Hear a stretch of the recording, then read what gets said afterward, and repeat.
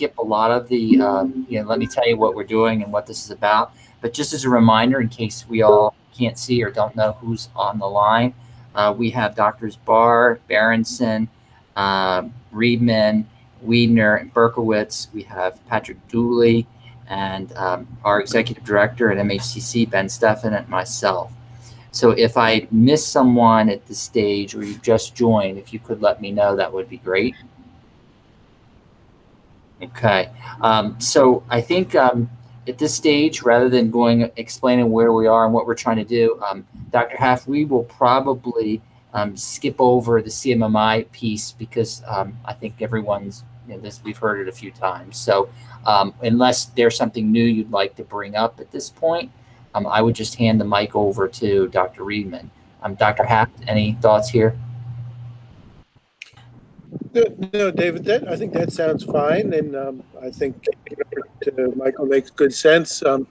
We did send out, thank you very much, a note to kind of frame some of the things that CMMI might want to know about as we move forward that would help inform the subgroup about decisions that they make. But other than that, I think let's just dive right into it. I'm going to go on. All right, thanks, Howard. Hold on, Dr. Riedman, I pause. Melanie, is there someone trying to make us say? No, I'm sorry. I was just filling with my paper. Sorry. She's too much coffee.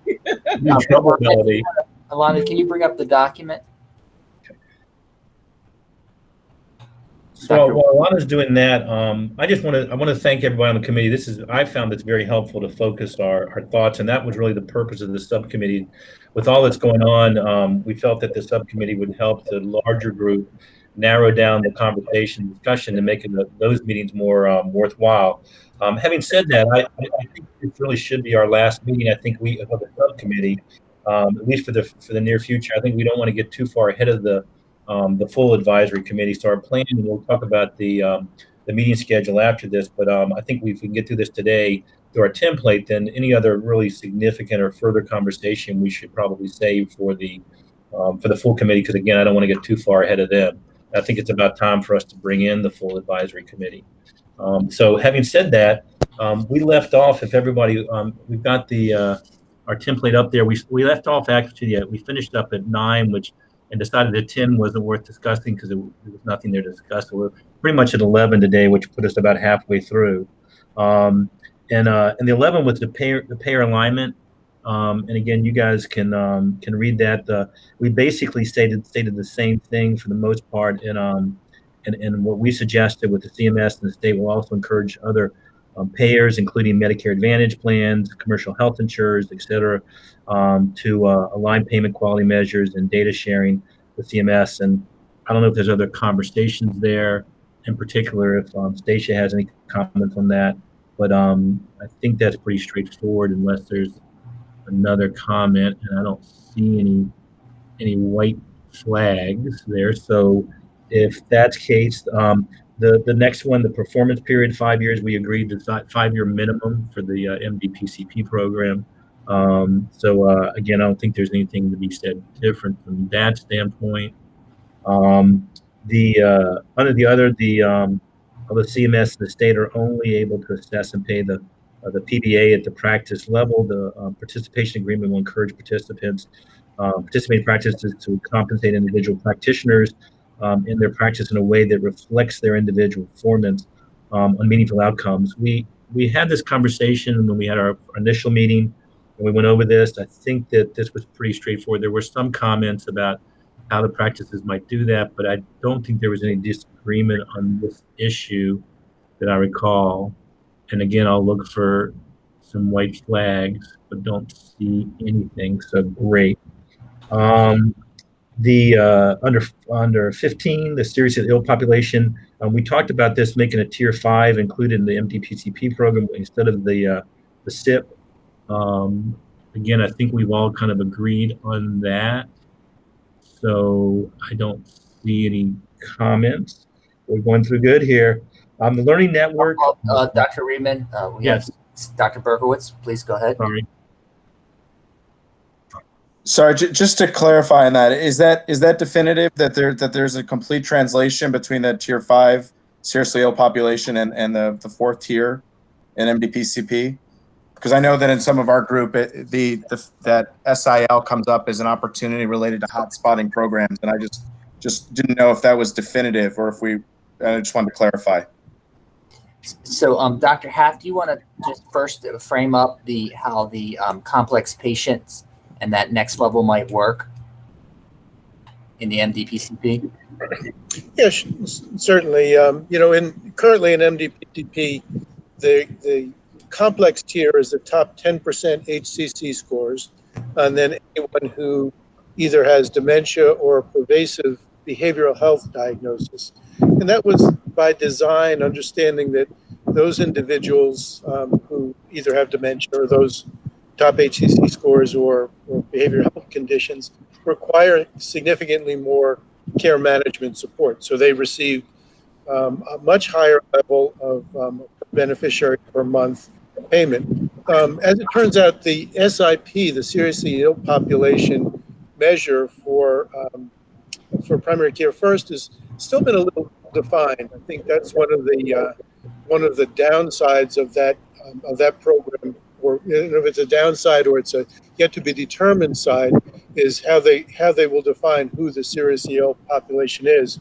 Our thinking is rather than separating that out and making it a separate program within Maryland that would cater to for 1 year period only seriously ill payments and then seriously ill population, then turn them back over after 1 year to primary care providers. And we've already built the infrastructure doing that, and we might as well just continue what we've already started in terms of defining that as our seriously ill population. It potentially could add other parameters to it, but I think the CMS is, since they've not defined what constitutes a seriously ill population, and we sort of have by our complex tier, that it would make more sense just to continue what we're doing already. Dr. Barker. Your question, Scott?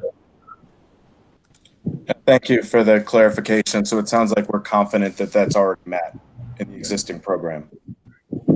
So Scott, we already have really defined, we call it complex patients, but it would, I think, fairly well match up with what CMS and CMMI intends to call their seriously ill population.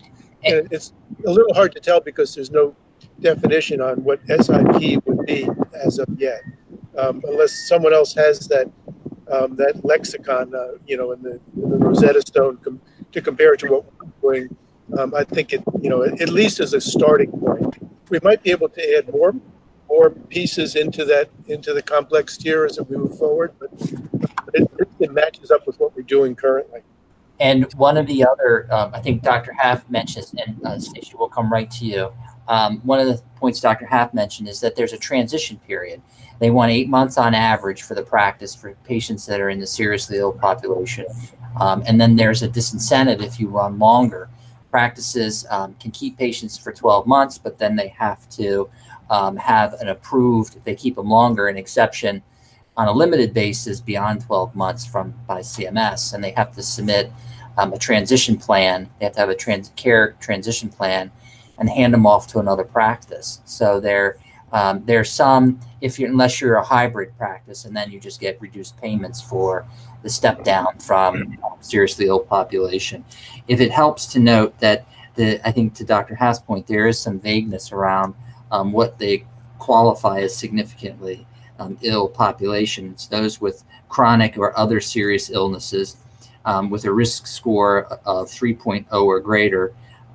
They have had 2 or more unplanned hospital admissions in the last 12 months, or they're considered to have care that's fragmented, where beneficiaries had 2 or more emergency department visits or observations within 12 previous months. So while there is some framework, I think to Dr. Haft's point, there's some vagueness around how you shoehorn patients into this. Stacia, your comment? That's exactly what I was just going to note, is that they did have some criteria that was attached to that. I'm wondering two things. One is if we have the opportunity to identify that patients meet that criteria and or have a LACE score above a certain level, that might be a way to get more objectivity into who falls into that category, given the size of the payments associated with it. And then my second question was really one for Howard, and that was, if the intent is to mirror PCF in meaningful ways, if you think that will bring enough specificity and similarity to PCF to get it through the process. Interesting question, Dr. Haft. No, I think it's a reasonable opportunity. It would, then it might just create an additional complexity between what is complex and what is in our complex tier and what is the ill patients. And there's probably a way to blend that together. And I would just say that, perhaps we could together define what would be the complex, and make that a standard for track 2 and track 3 as we move forward. But I think that's more of a kind of a devil in the details than it is something that we would get hung up at. The issue, the operational issue is that we would, rather than having a separate SIP within this program, that we would make that our complex tier and then define it as whatever the appropriate definition for complex tier is. It would be a progression from our complex tier to how they're defining SIP. The SIP piece right now has got a number of things that make it really challenging to incorporate on an ongoing basis in terms of the numbers of ED visits and those things. So there's probably a operational middle to make sense. Yeah, Dr. Haft, are you suggesting that there may be a hybrid model between a practice that could have, say, they could have complex tier 5 patients, as well as other patients that might be at an HCC score, in a category or group 2 or 3? Yeah, really, I guess I'm just suggesting that what we would say now is that our complex tier would match up with their SIP tier or SIP program, and then we develop what the definitions are of who's included in that. And I think that would be the matchup. But to Stacey's good point, it may very well include to make it more compatible, a different HCC score, risk level, or those kinds of things. So I think we had. I'm sorry, Stacia, you said something about, did I misunderstand? You said LACE score, or did I misunderstand what you said? Well, I was just trying to think about how we could suggest enough specificity to the SIP to have that weighting be significant enough that people would see that as distinguishable. So a combination of the frequency of ED visit, hospitalizations. I think it's I was thinking about how do we assign, something with the hospitalization that helps us know those patients who need more complex case management. Okay. And a LACE score is what is commonly used, across lots of industries.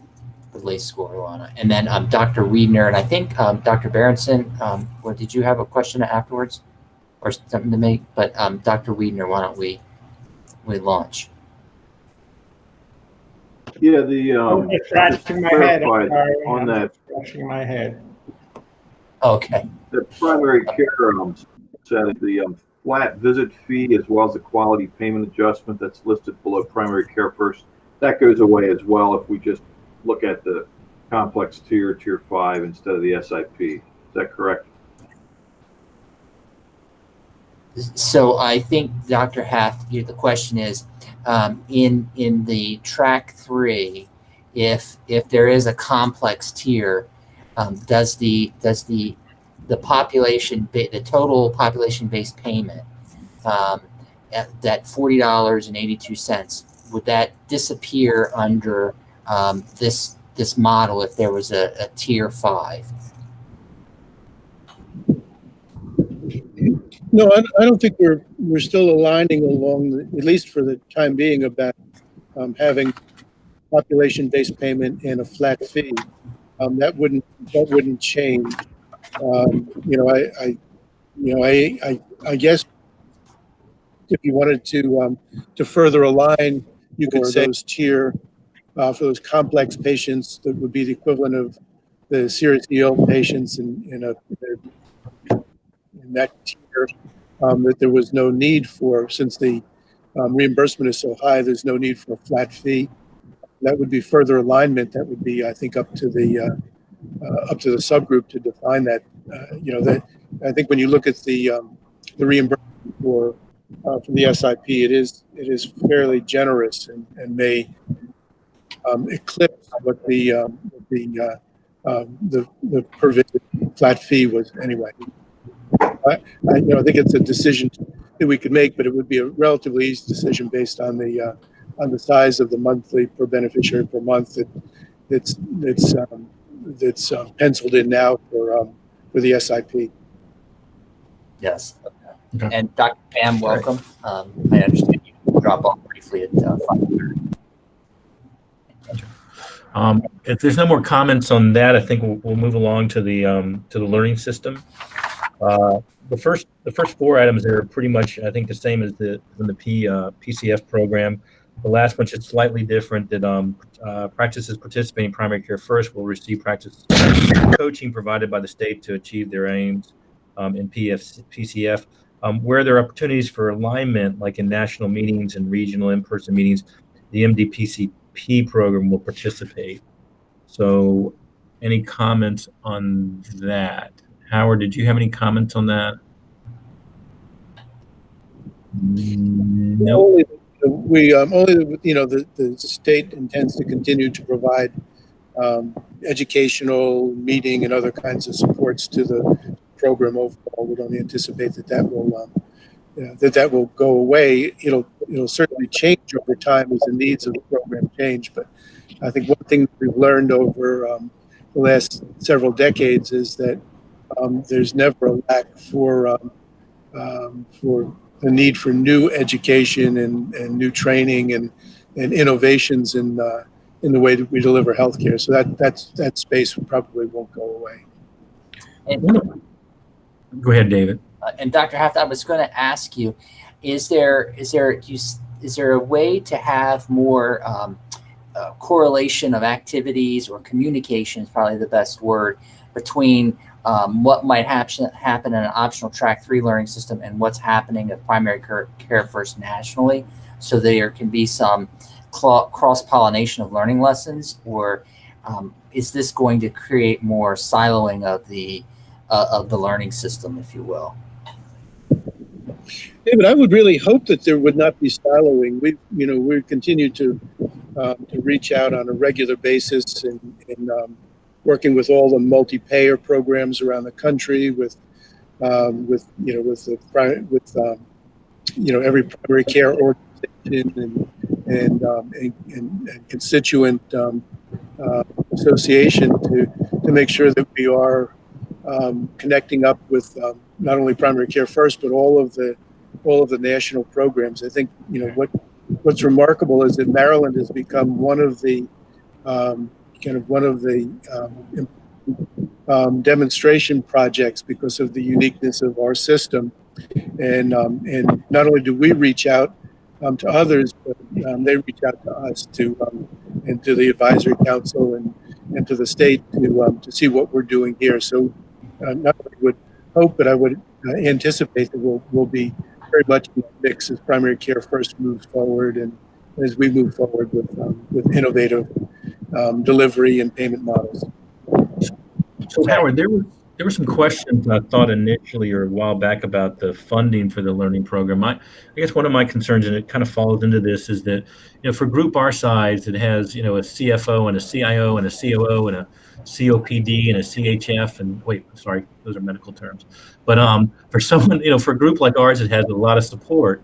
We're certainly more capable, I think, of moving to track 3 in an efficient way, and we're participating with the CTO. But I do worry about, it's a lot to ask of primary care practice to convert over to more and more risk without some support. I think one of our early meetings, I don't remember who it was that said it was one of the other physicians on our full committee that said that, they're learning this on their own. And we kind of did the same thing. We're being asked to do this, but we're kind of trying to learn on our own by trial and error. But if you're going to start doing more risk, the learning part of this is going to be critical. And I don't know how we best approach that, especially for the smaller groups and the more rural groups. I worry about that a little bit. Michael, that's a great comment, and I think that was one of the really important principles that, as we built the Maryland Primary Care Program, that we understood that the transformation in general is tough, and it's really tough for small and medium size and independent groups. And there were two things that at least two things that we added to the design that were there to help with that transformation. One was the care transformation organizations, and they themselves will go through a transformation and how they deliver care and how they support care. And the other was a program management office, knowing that one of the unique things about Maryland is that we do have a central state Maryland Department of Health organization that is solely responsible for helping practices, whether they be small or large, and care transformation organizations get through this process. And the state's made investments to support that in terms of the coaching and the technical assistance and other things that we add. And I think as we build this next version of the PCP with Track 3, that we would be fully invested in and supported by the state in making sure that we can add whatever is necessary to the learning and support for practices who are willing and able to make this move forward. And make no mistake about it. It's clearly a move that's toward capitation, whether it's full or partial capitation. It's a move away from fee-for-service and toward the capitated and value-based world with payments to support primary care in a way that it's never been supported before. And we're fully on board with making whatever necessary investments we need to make that happen. And I believe that our payer partners currently Care First, and in the future we anticipate other payer partners, including Medicaid, will make the same kind of commitment. Okay. Thanks, Howard. Stage had a comment. Thanks, Howard. I did, and yeah, thank you. To that end, Howard, one of the things we talked about in the first meeting and that I brought up again last time was that idea of us being intentional about a trajectory of rising population-based payments and lowering fee-for-service payments. And I'm not sure if we've circled back to that yet to finalize our recommendation, but consistent with where PCF was going with a capitation, sub-cap technically model, not full cap. I'm not sure we've come back to that to close the loop on that, but I think that will be important. I certainly think it will be important to our friends at CMS. Can I just make a comment on the learning system before we leave that altogether? Sure, Can I just ask Dr. Haft, could it be possible for us to be explicit with whatever organization is providing the technical support, that there actually be modules and a library of templates and tools for the practice management aspect of this, the financial management, the revenue cycle management, the scheduling management, the whatever staffing strategies we have. I just think that there are some nuts and bolts here that typical QIO organizations don't really have a clue about. But there's lots of wisdom to be had around the industry. Certainly, Dr. Riedman, I'm guessing, can rattle off many of those strategies in his sleep at this point, but it is not going to be second nature for practices making the transition to monthly fees. So I just hope that in that learning structure, there's explicit attention paid to the nuts and bolts of running a business under these circumstances, and not just to the clinical care management side. Yeah, that's a great point, and one that we've tried tried to pay particular attention to in understanding what the needs are for the state's part of the learning system, what the specific needs are, whether they were in the last year, whether there were needs related to specific staff training or provider leadership, or whether it was optimization of EMRs. But I think as we go forward, you're spot on in terms of the needs will transform to much more understanding how you do financial management in a new world order, who are willing and able to go into that new world order, because it is different, and there's good ways to do it, and there's bad ways to do it. From the experiment in the 90s, that we learned a lot of lessons about bad ways to do partial cap or cap, and hopefully we won't ever go back and make those mistakes again. But there are good ways to do it, and I think we'll make every effort to get those who are knowledgeable and experienced in how to do that in a good way as part of our learning and transfer forward. But great comment, super comment. Stacia, to your I'm sorry, Ben, you had a question before. Yeah, I didn't have a question. I had a point. It's going to be brief, succinct, but represents a position of an organization that is having to pick up some of the tab for this, and that is that any funding that CMS makes for primary care first in other regions should be equivalent to the investment that CMS makes for learning activities in Maryland. They've been a little cagey about this. If you want your own, you pay for your own. I think Mai had a good point about she was more gentle about the utility of some of the learning activities in CPC and CPC Plus, but we'd prefer to get parity on funding, ideally to spend it as we choose, but at least equivalency, I think, needs to be made a point beyond the bureaucracy, but up by the advisory council as well. Ben, I would say from your lips to the administrator's ears, totally support you. Yeah. Stacia, I think to your point about the doubling back, I think that's a perfect discussion to have at our full advisory committee. And we've kind of discussed it, but maybe we bring that. That's a perfect one to have to double back to that. And yeah, I think we could refer that to our full committee rather than having a conversation today. I think that's a good one for the committee. Okay. Yeah, that makes sense. Okay. So anything else under the learning system? If not, we're getting there. 17, the data sharing. The first paragraph is basically the same. The second paragraph is the practices can personally receive claims line feeds and incorporate claims data into their own analytic tools. Practices will receive data and analytics updated on a monthly basis on the CRISP dashboard provided by the state. I don't know if there's any more comments on that. I think that's pretty straightforward. Under the reporting, the care delivery achievement data, the CQM submissions, which is annual, and the CAPS, which is also annual. I think those are important to be annual. I think we're much more frequent than that, but that's reasonable, unless there's other comments. If not, we are at pretty much the last two items, and I don't think there's any further conversation other than that. So, Melanie, you have a question or somebody has a comment?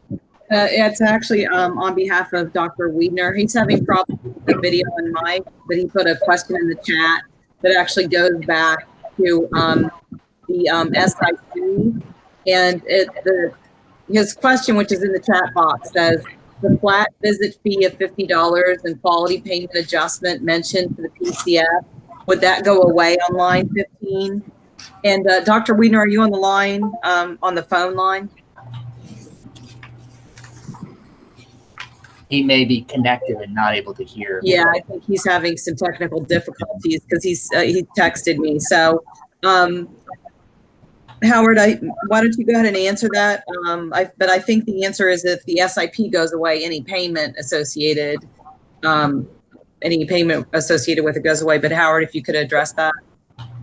Yeah, I believe, if we translate SIP into our complex tier, then what would happen is that at the same time, those individuals who are in that complex tier would receive the $275 per beneficiary per month payment, but not a flat fee. That's so my as tier 5, the higher. I'm sorry. I'm sorry. So as the tier 5 or the complex tier, they would still get that $275 payment, but they wouldn't get the flat visit fee. Right. I think it is, as was the discussion, was what constitutes that? Would it be the same criteria as we currently have, or would it be an equivalent of what the SIP criteria is? And I think that's a good discussion for the larger advisory council. But my understanding is that under SIP, it's simply a flat rate and not a per visit fee. That's right. There's a $50 holdback, quality holdback that they can earn back based on quality. Right. So Dr. Weidner can see and hear us. Dr. Weidner, if you can just let me know if for any reason that did not answer your question. If you have additional questions, just put it in the chat. Thank you. Thank you, Dolly. Okay. So I actually think we've gotten through our list twice. And I certainly appreciate everybody's comments. It's really helped me focus my thoughts. I think that I look forward to our upcoming meeting, which we'll talk about in a second, for the full committee, and try to keep things moving. Our timeline for this has obviously been pushed forward. And again, I appreciate everybody taking all the time that you've done the last couple of weeks, actually 3-4 weeks now. I don't know if Howard has a couple of comments to help us finish up today, or any other outstanding items, Howard. So, Michael, so we don't take everybody's time, I just wanted to make sure that the subgroup was essentially okay with us pinging CMMI in advance of the next meeting, whether that's a subgroup or a full advisory council, to get their reactions to some of the items that we forwarded in the memo. Things about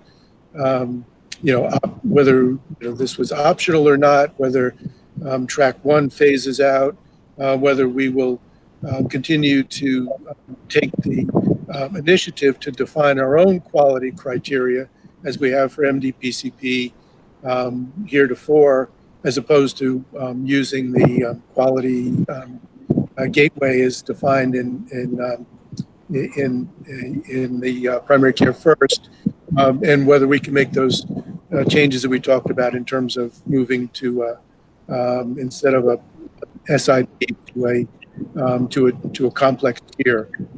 So those are things I just want to make sure that that the subgroup is okay with us advancing those as to get a reaction from CMMI, so we know what kind of our goals are going forward. I'm going to defer to y'all's opinion on this. One of my mantras has always been in our company is to try not to get too far ahead of our board, and I just don't want to get too far ahead of our full advisory committee. If it's valuable and it seems reasonable to get at least some feedback from CMS to help us, that's fine. I don't want to get too far ahead of the full committee. So I'm asking y'all's opinion as much as anything else. Yeah, and I think Ben had a statement he said. And Ben, you're muted.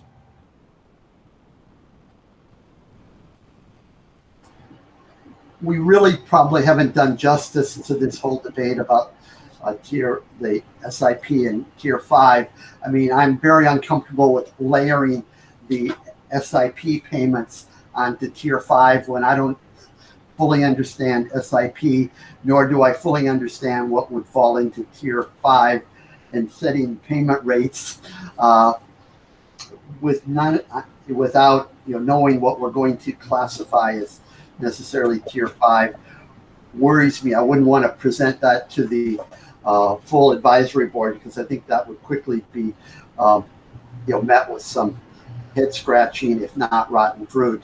And it does seem like a key consideration if we are to develop a tier 5, we really have to develop a payment framework as well. We can't simply borrow SIP and layer it onto tier 5, I don't think, unless we're really going to just take SIP and call it something else.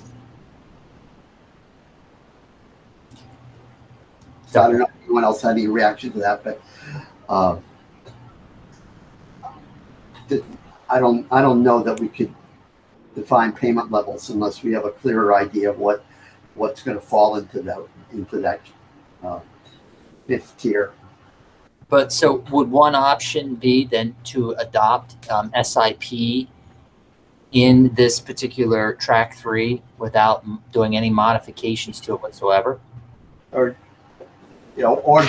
putting some work into better defining tier 5. Dr. Happ, do you have a thought? No, I think that's perfectly reasonable. I think that's not I think what we, I guess the question is, do we have a separate program in toto of instead of having a 5th tier, or do we include the 5th tier, whether we call it complex or SIP, into MDPCP?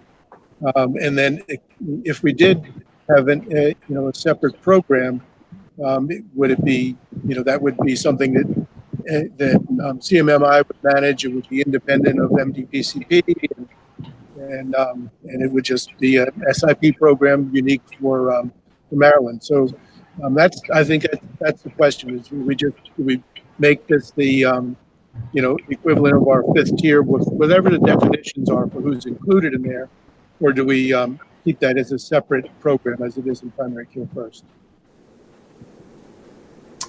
That's a very interesting way to frame it. So essentially, it would be a bolt-on program to track 3, but it would be administered by, in this case, administered by CMMI. Is that fair to say, Dr. Happ? Yes, I think that's fair, and I think that and it would also, I think, raise the question of what happens to our complex tier patients in track 2. Would they move into some other track or into a different program in primary care first? Point. So we have comment. Go ahead, Station. The only other thing I wondered about the SIP, I was sort of tagging on to Ben's comment about developing the payment model is, and I shared this with Howard the other day. I did a little math about, what we were laying out here and what the proposed impact of this potentially is. And I think we have to think about how we're going to socialize this with some other audiences beyond the MDPCP group, because this is not an insubstantial amount of Part B payments we're suggesting adding on to the waiver target. So I just think that there are more audiences who are going to have a lot to say about this, and I'm wondering if this group has done any of the financial analysis to understand what the impact of what we're suggesting is. Yeah. Very good point. I don't think there's been any financial analysis. The subcommittee here certainly has not done any. It would be independent work if anyone has. Okay. I did a little back of the envelope, but it admittedly is back of the envelope. So I would not want to take these numbers to the bank. And Howard, certainly I think you should chime in here, because I know you've done a little bit of assessment of that as well. Again, I would probably describe it in that same manner.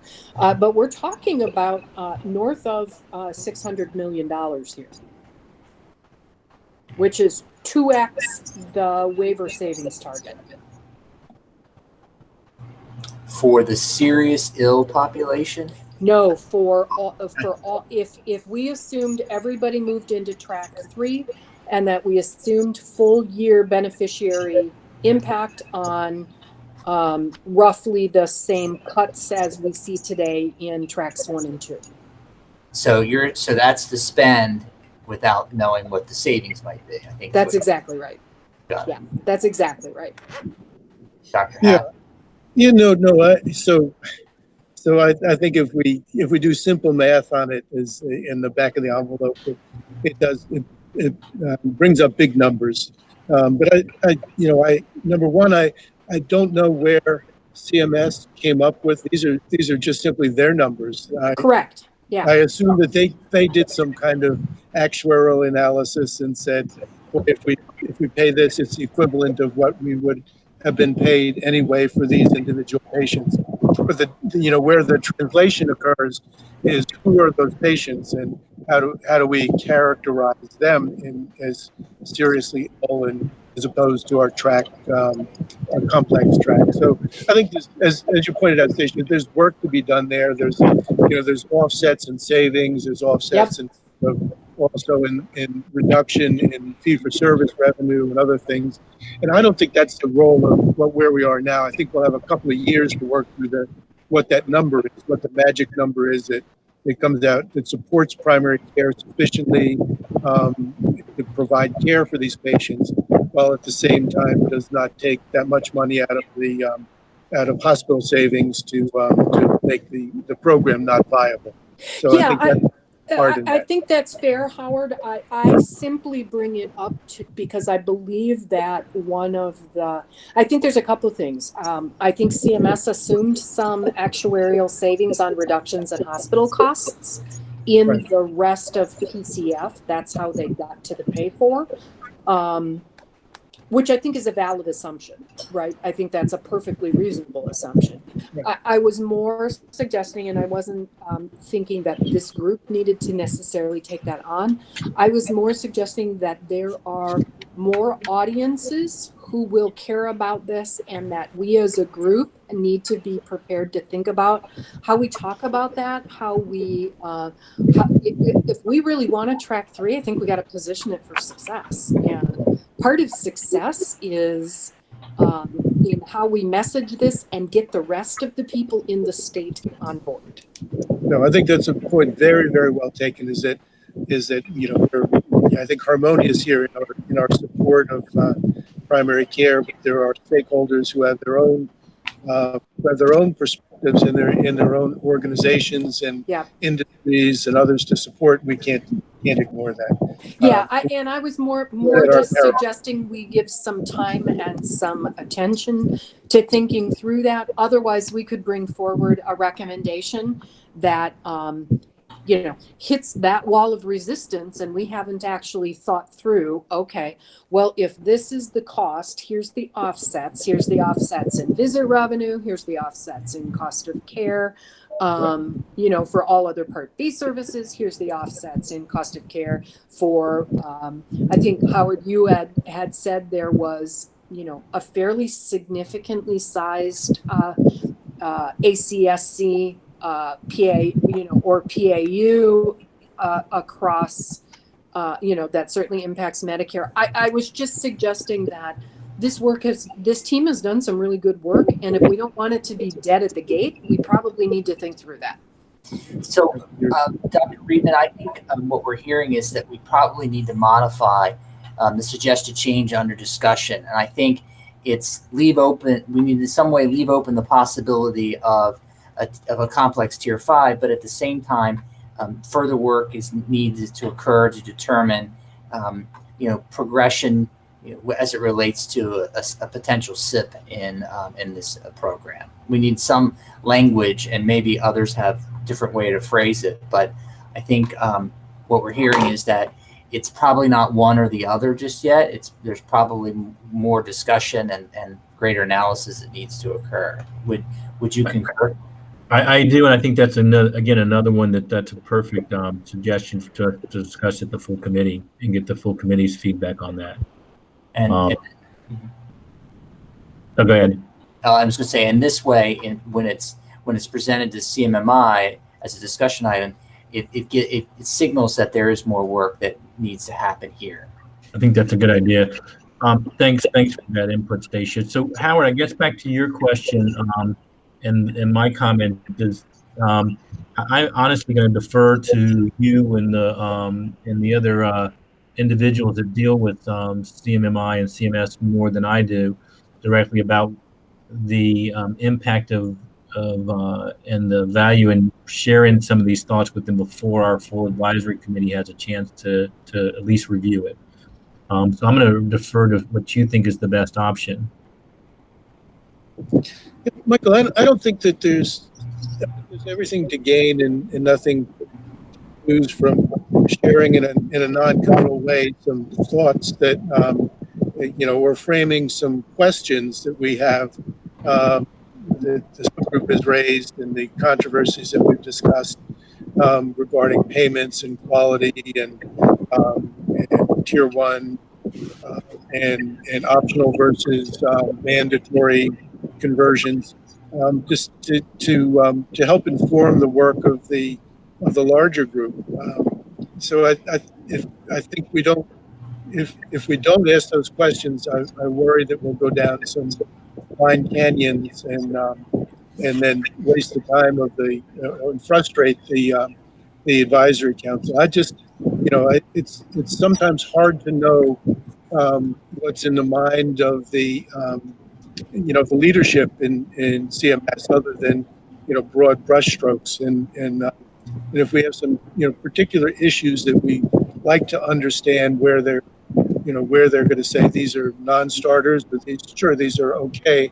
I'd like to get those on the table earlier, knowing that we have a fair timeline. September. We're in August already. To get a really fully developed plan in front of them. And if we go down too many blind canyons in the next 20 or 30 days, we won't get that. And what I worry about most of all is that they've signaled that if we don't get something that, whether it's a 21, 22, or whether it's a 22 or 23 start, if we don't get something in their hands, it would threaten the overall survivability of the program. So I don't want to be too bold to make suggestions that they'll laugh at and say, "What are you thinking about?" But neither want to be too timid and not judge where we need to go at least to get onto the playing field. Alana, can you bring up the document and maybe we can just step through so everyone can see what's there in case everyone hasn't had a chance to digest it. I think Dr. Riedman's calling the question, and Dr. Haft has given us some perspective. Let's look at it. There's not a lot in there. Is everybody comfortable? Let's see if what everyone's comfortable with. Maybe there are elements in here that I think, to Dr. Haft's point that he's bringing up, some might be fine. No, this would be the items for consideration document. That's it. So we still have a little bit of time. Dr. Riedman, your thoughts if we just sort of step through it and see if there are any of the recommendations based on the category that people have reservations about? I think that's fine. I'll let you go through it because I looked at this the end of last week and over the weekend. I don't know if the rest of the committee had a chance to look at it too, but we can certainly go through it really quickly and just see if everybody has a comment on it. And Michael, I just want to make perfectly clear, to remove any doubt.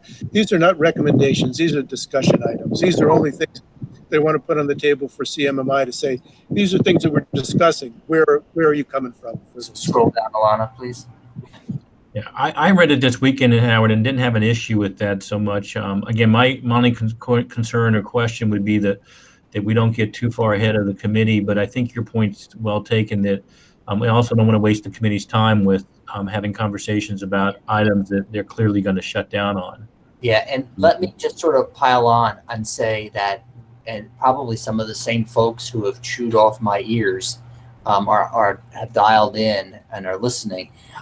There's been a lot of blowback from members of the advisory council. They're feeling that, to just paraphrase Dr. Reedman's point, that this subcommittee is way out in front of the advisory council, and they're feeling very uncomfortable by that. I'm not defending I'm neither defending nor supporting what they're saying. I'm just reporting. And I've had to address some concerns, not so much hurt feelings amongst the advisory council, but more that they have a lot to offer and we haven't really given them a bite at the apple. So there's no perfect answer, which I've said to the members, but we have to ask ourselves, are we going further off the ledge if we go this route, or do we just bite the bullet and keep moving forward, or do we go back to engage the full advisory council? And you can make arguments on both sides, but I think to Dr. Reedman's point, he wants to get a sense of what everybody's thinking here. And so I think Dr. Barr has a comment. I was just going to support more information is better at this point. But just by asking the questions, we're not committing to anything, and getting the feedback to these issues is going to be important and relevant to the conversations with the larger committee. I think it avoids rework and going down dead ends. So I support asking the questions of the CMMI. Okay, thank you. Dr. Berenson.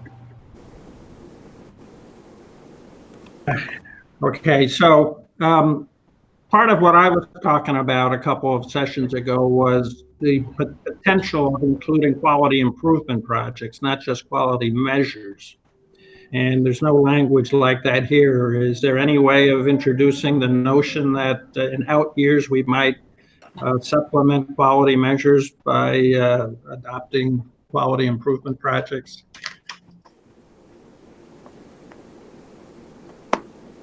Dr. Haff.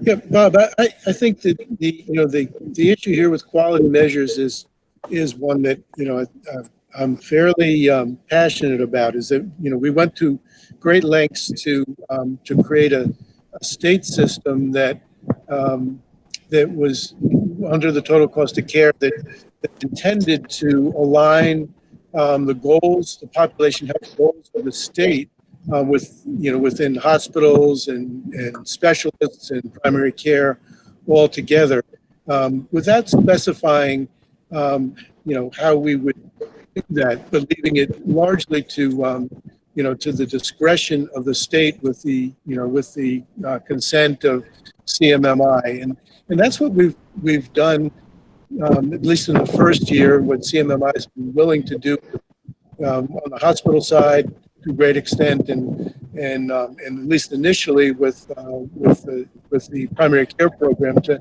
let us carve a path forward for the evolution of how we measure quality and engagement in those things.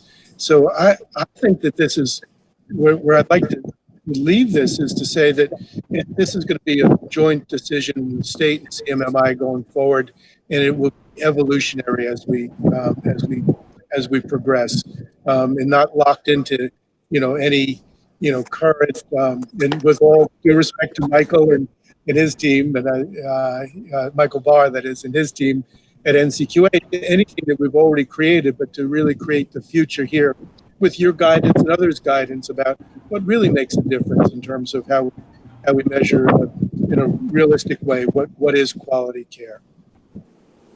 I think Dacia had a comment. I was just interested in the observation that other folks on the committee are feeling like they haven't been tapped into sufficiently, or that their feedback hasn't frankly been gathered or considered. Were there any particular lightning rod issues around it, or was that just more of a general observation? For the conversations that have been had with me, it's more of a general it was more general in terms of specific. Okay, that's helpful. This is Patrick. If I could just weigh in here real quick. Hey, sorry I didn't have a piece of paper in front of me to wave.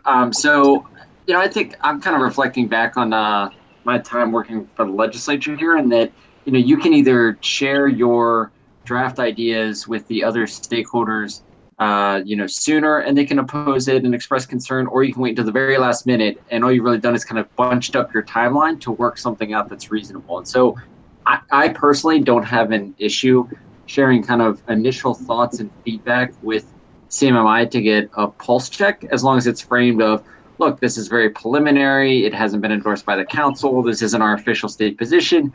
We're just trying to get a pulse check on some issues, because they may have certain areas where they say, look, there's more wiggle room here, and they may have some where it's like, look, if you come forward with an idea like this, it's dead in the water. And so before we kind of bring it to the broader council, in which we could spend a lot of time debating the finer points, only to kind of beat our heads against the wall once we get to CMMI, it may be worth a pulse check just to figure out if there's more wiggle room in some areas versus others based on the initial thoughts of the council.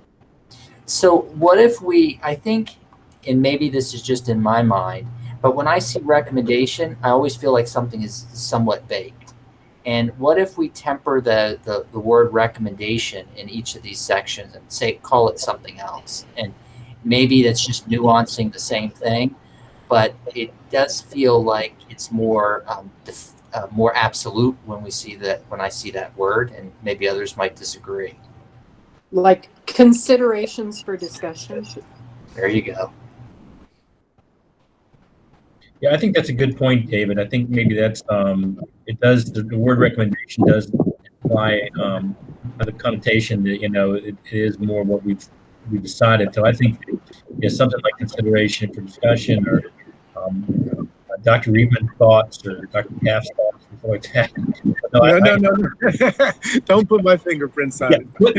Howard wants to do this. Yeah, but I think that's a wonderful way to frame it. Considerations for discussion. Yeah. And Ben, I thought I could just pull you into the conversation here. Are your thoughts about approaching it this way, enhancing it? Yeah, I don't have an opinion about this at this stage. Okay. Well, I think we're all in agreement that it's probably in the best interest to present this, not get too far ahead of the committee, but more importantly, not to get too far ahead of CMS. Let them give us some feedback so we won't beat our heads against the wall. And then, so along those lines, we'll move forward with that, Howard. And I guess the question then, to kind of wrap things up tonight, at 6 o'clock, we're doing pretty well, is a timeline for our full committee. I think that, as I said, the subcommittee, I think we should have before we have any more subcommittee meetings, we'll have full advisory committees. We had talked about maybe as early as next Tuesday and keeping our Tuesday meeting. I guess the question is, we wait a week to allow us to consolidate this, especially if we're and give it a couple of weeks and try to shoot for that, skipping next week and having our first advisory committee two Tuesdays from now. The 18th. So, what do you think, David? So I think if we go the route of handing both of these documents over to CMMI, we probably would be better served if they give some finger to the wind before we convene. But that depends upon how quickly they can do that. If it's going to take them a month, then if Dr. Happ is saying we need something in September, then it's not going to, timeline-wise, it's not going to work well. So, Dr. Happ, do you have any sense of how fast you think they'll move on the staff of CMMI giving us some indication? So we can, as soon as we get this, whatever we're going to deliver to them, we can encourage them to turn it around quickly. I believe they have one of their principals, Laura Snyder, is out until the 10th. Chad, is that right? That's correct.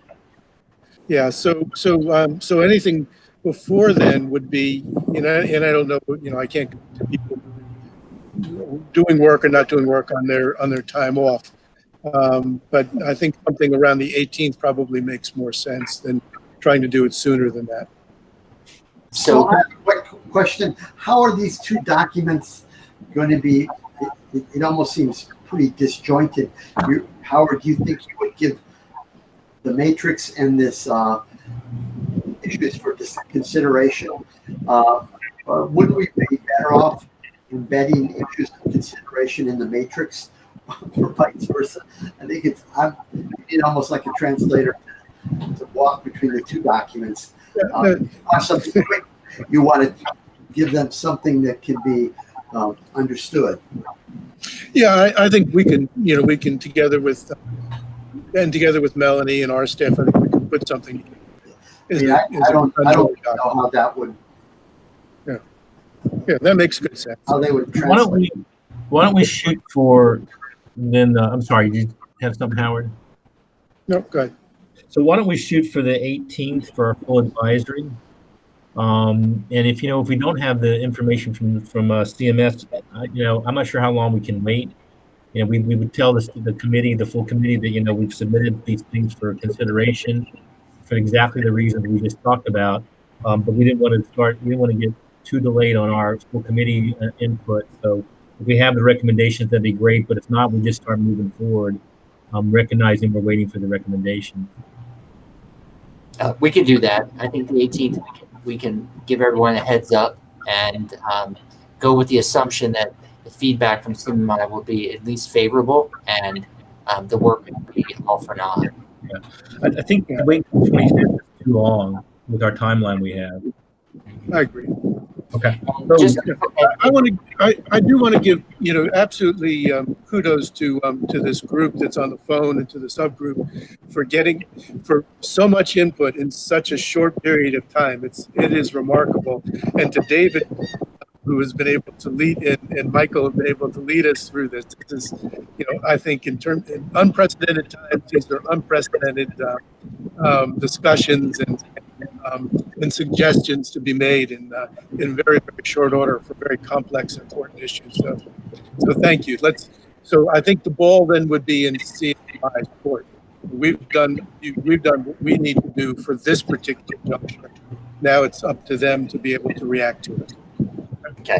So on the operations side, Howard, if you want to chat offline or with us on the table, or if you and Chad want to take first pass at embedding in the table, we'll come behind you. Would that work better?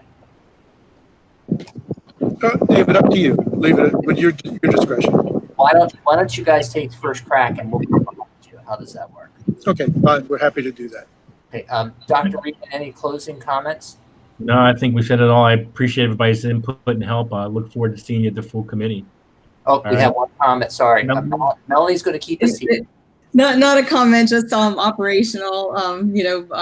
Just to let everyone know, we do record the meeting, so there is a recording available.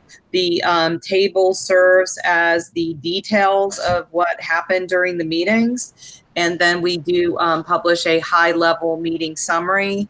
So we will be sending around the invitations, calendar invitations, and emails to everybody about the next meeting date. So if people have questions or technology issues that they would like to try to work out prior to a full advisory council meeting, please contact Alana and NARI, and we can work through any technical issues you might be having with either video or audio. That's all. Thank you, David. Dr. Reedman, thank you. And Dr. Haff, and everyone, have a great evening. Thank you. See ya.